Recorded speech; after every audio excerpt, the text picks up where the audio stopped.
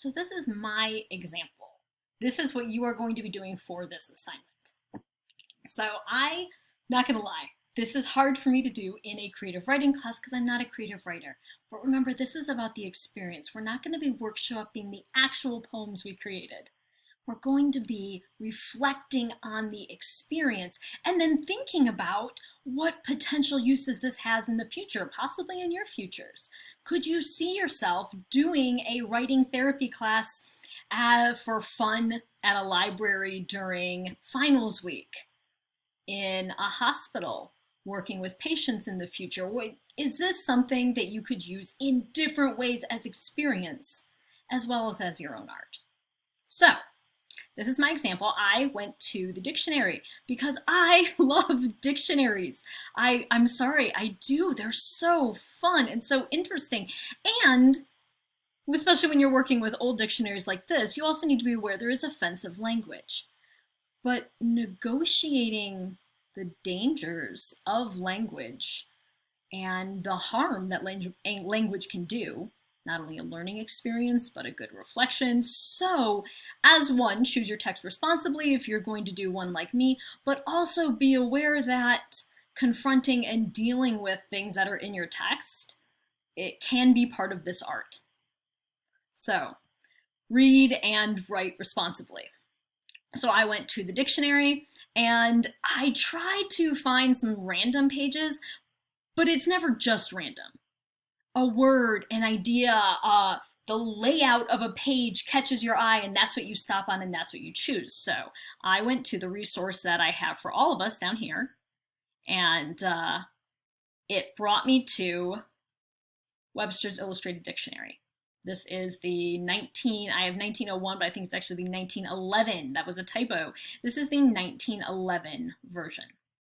And you can either do something like pull this up and get a screenshot and print that out and write on it. That's what I did. You can download the PDF and print specific pages from it. So when I was going through this, we'll notice this is page 27. Let's go back. What are different pages? Well, first of all, let's look at that page. When you're thinking about a page to find, this page stood out to me because A is one of my initials. You can do that. Does this have some kind of personal meaning for you?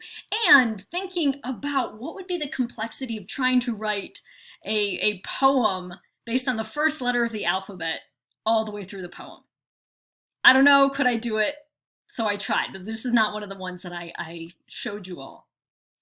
The others, I went back through the introduction to the dictionary. Do you ever think you were going to read one of those?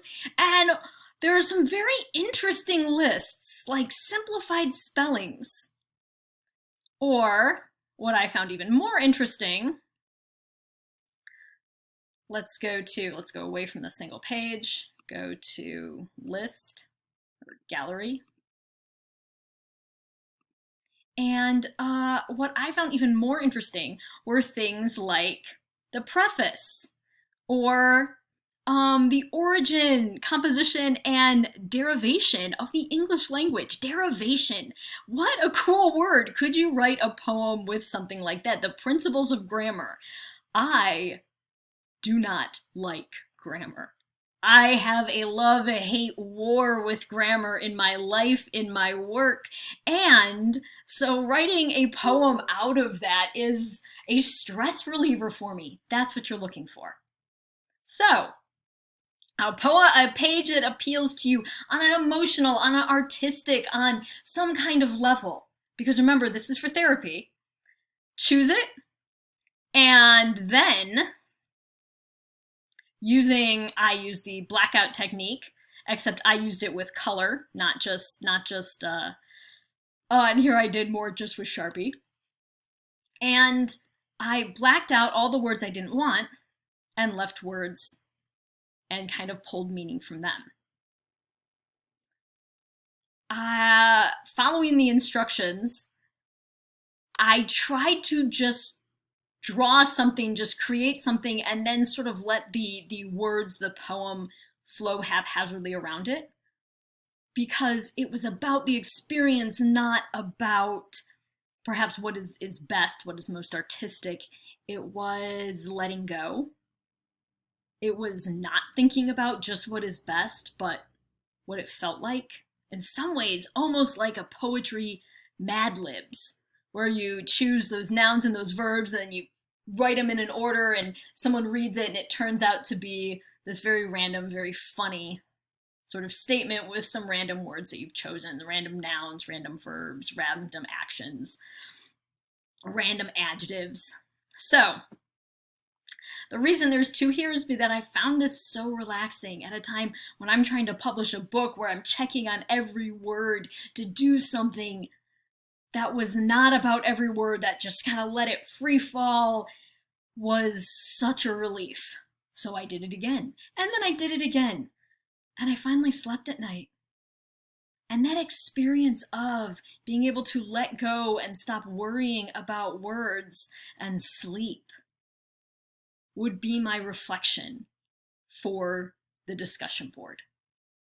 About how thinking about color and enjoying coloring something in, and thinking about how it was activating different parts of my brain than when I'm sitting at a keyboard and typing and editing frantically to get these chapters out on my book, would also be part of my reflection. So this is what you're producing. And I want to point out here, English, S is supposed to be English apostrophe S, but the way it comes here on the page is English, S. I thought that was funny. So that's my little joke that I included in there, comma that's supposed to be an apostrophe. I hope you have fun. I hope you let yourself go. The act of showing this to you all is letting myself go, and it's freeing. So I cannot wait to see what you produce.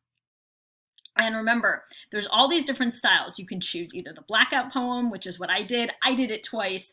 I suggest you choose 2 different kinds. There's also visual poetry and collage poetry, where you can take poems that you've read in this class, cut them up, and turn them into a new poem. I think it's even more fun if you do that new poem on a piece of found art that you like, maybe a painting that you enjoy. You can print it up at the Getty, which is what produced this, How to Make a Visual Poem. And although handwriting this is part of the joy, there's also some pretty cool poem generator tools. They're free generator tools. They may be buggy. Use them with skepticism, but I've included them here. So, cannot wait to see what you post on this. And remember, it's about the experience.